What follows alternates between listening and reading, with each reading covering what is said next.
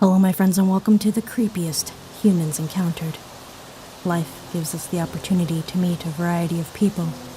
Some are trustworthy friends, and some others are just creepy. Here's 7 real, strangely creepy human encounters via Thought Catalog.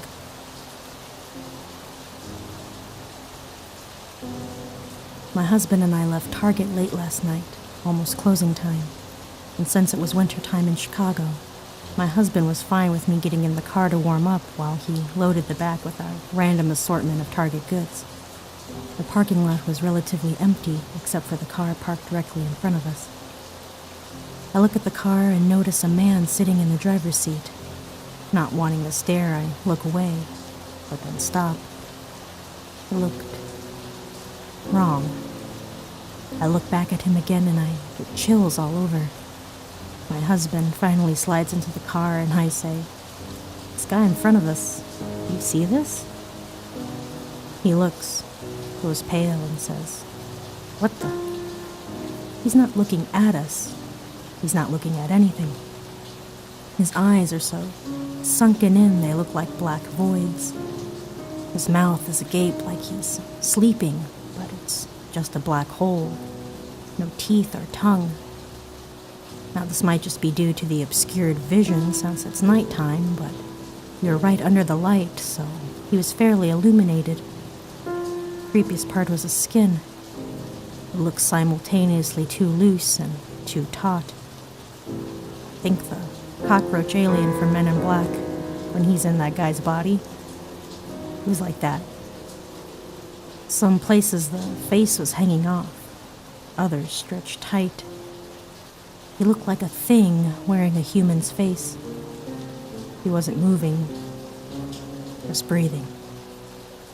"Let's get out of here," my husband said, obviously startled. We pulled out of there as quick as we could and triple checked the locks of our doors that night. We still get creeped out remembering that night. My husband is a huge skeptic and doesn't believe in paranormal or anything outlandish, but even he knows something was unexplainable about that guy. Despite the name of this thread, he just wasn't human.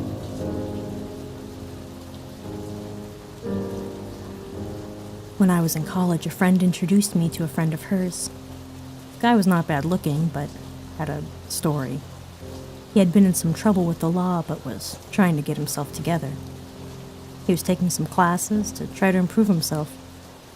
I ran into him while getting gas one day, and he asked me for a ride. I didn't feel good about the guy, but gave him a ride to school. He started talking about how much he wanted to go straight. Talked about the way people talk, and they're trying to make you believe in something rather than what they are, you know? He told me he couldn't believe he was talking with a girl like me. Not a criminal, I guess. I dropped him off and told myself to steer clear of him if I saw him again. For a while, I would see him on campus and always escaped crossing his path and didn't acknowledge him. A couple of months later, he disappeared, and I no longer had to watch for him. Didn't ever see him again. But 2 years later, I read about a murder in town. It was he who had killed a man by stabbing and cutting him because of a bad drug deal. He was convicted and sentenced to death in Oklahoma.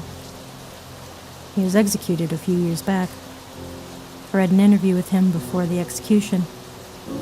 He had no remorse and was frighteningly callous about his actions and about his own death. At that time, he no longer even resembled the young man I had given a ride. This helped me learn to trust my instincts.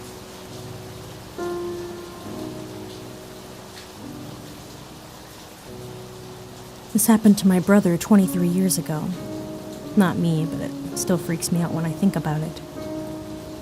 He was 12 or 13 and angry at our parents for whatever reason. So he decided to walk a couple miles to a gas station, a little store. It was about 8 o'clock at night and the neighborhood wasn't too bad, usually safe. Well, he was walking down a side street and an old beat-up van pulls up beside him and stops. The driver slides open the side door and calls my brother out. As an adult, he later said it smelled like sulfur and copper mixed together and made him sick to his stomach. This creepy, greasy, middle-aged guy says to him, "Check this out." So my brother peeks behind him and is shocked to find a passed-out, naked lady tied at the wrist and ankles. The man whispers, "You want to take a ride on her?" My brother snapped out of his shock and turned and ran straight to the gas station where he called our parents. Our dad was mad he had to drive 2 whole miles to pick him up at 9 at night and wouldn't listen to or believe his story at all. Now, my brother can be full of it sometimes, I'll admit this. But I specifically remember a night Dad came home angry and brother came home white as a ghost, shaking, and it looked like he'd been crying. Years later, he told me what happened that night, and he has a strange theory about the guy. I won't go into it here. He still hates our parents for not believing him and calling the police. He still gets sick when he smells boiled eggs and sulfur smells.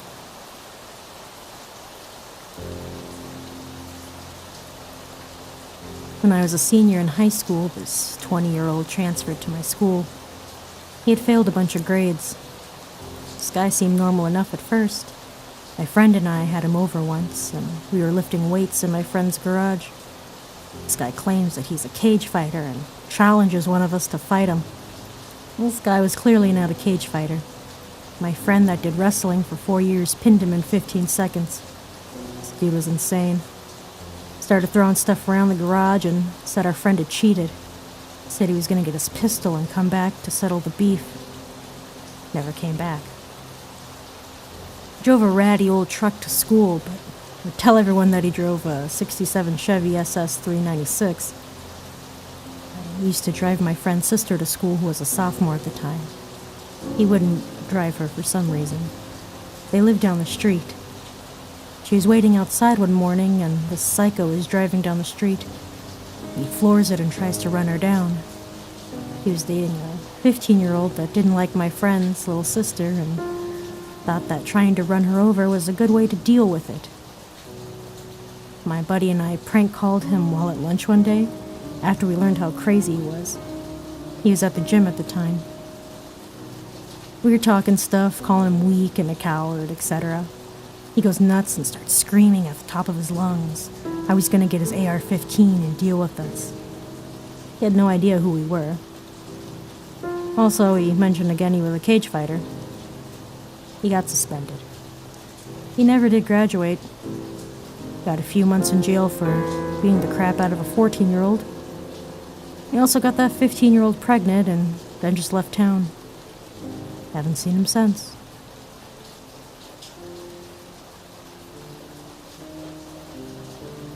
The notorious murderer in my city was actually a security guard at the company where I worked before he was identified and caught. After he was apprehended, we discovered that he had kept the body of a small child in a cold water tank on the premises, just a few tens of yards away from where we worked. It had been there 2 years or so, but was never found or even suspected, until he handled the information to the police. The man is still in jail nearly 25 years later. It has since been proven with DNA that he was actually responsible for several area murders. He's serving compound life sentences. He actually was very friendly with me and my colleagues as we came in and out of the building every day. He smiled and joked with everyone. In fact, the two of us had an ongoing morning gag.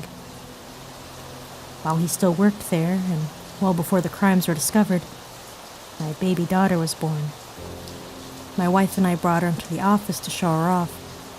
I let the security guard, who was the father of an 8-year-old himself, hold the baby, as the baby of a toddler he murdered a few months before lay decomposing just a couple rooms away. When he gently handed my daughter back to me, doing so as perfectly well as expected any parent would, he told me she was beautiful and that I must be proud. sure was. That murderer held my baby. God, he held my baby.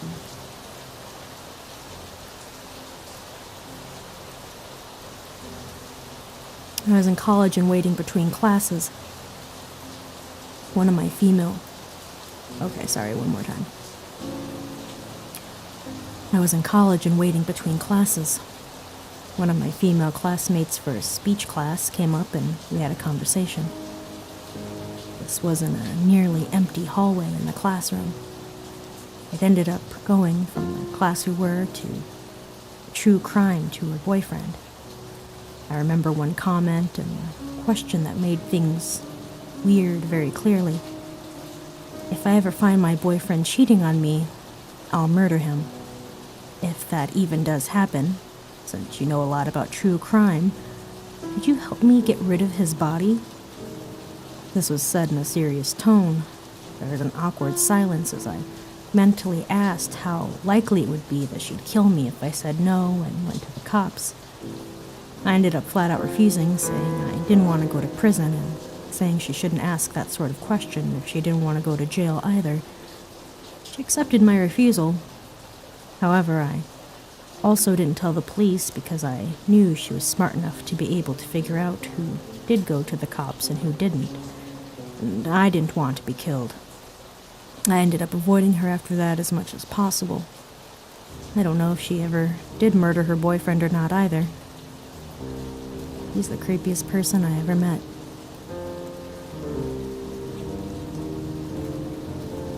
We had a creepy guy making pornographic images of children come in to get his film developed back when I worked as a chemist in a photo lab. Why he opted us to develop his pictures is beyond me. This was around 2009, so digital cameras were very much a thing. He was a creepy guy anyway, and gave me the heebie-jeebies when he dropped the film in. He was huge, both tall and broad. His clothes were fake fur and were falling apart. His face was almost completely hidden under a huge and extremely tatty deerstalker. We realized that his photos were as soon as we developed them and called the police. They left a couple of plain-clothed officers in the store when the guy came back for his pictures, with more uniformed officers waiting in their van nearby. Because I already dealt with the guy and would recognize him, I was stationed at the counter to wait for him. I had to pretend his photos weren't back yet. Not entirely uncommon when people use the 1-hour service at busy times, and had to tell him I was going to the lab to look for them. He came in, I said what I had been told to say, and went to the back to get the manager and the police. The guy was taken away in their van. No idea what happened to him after that. Utterly disgusting man. If you want more scary top 7 lists like this, you can support me on Patreon, patreon.com/AmoriStar. With enough support, it would be my goal and dream to deliver you creepy content on this channel daily. Thank you so much for watching. I hope you have a wonderful day or evening. I'm Emori. Now, listen to the spooky tunes.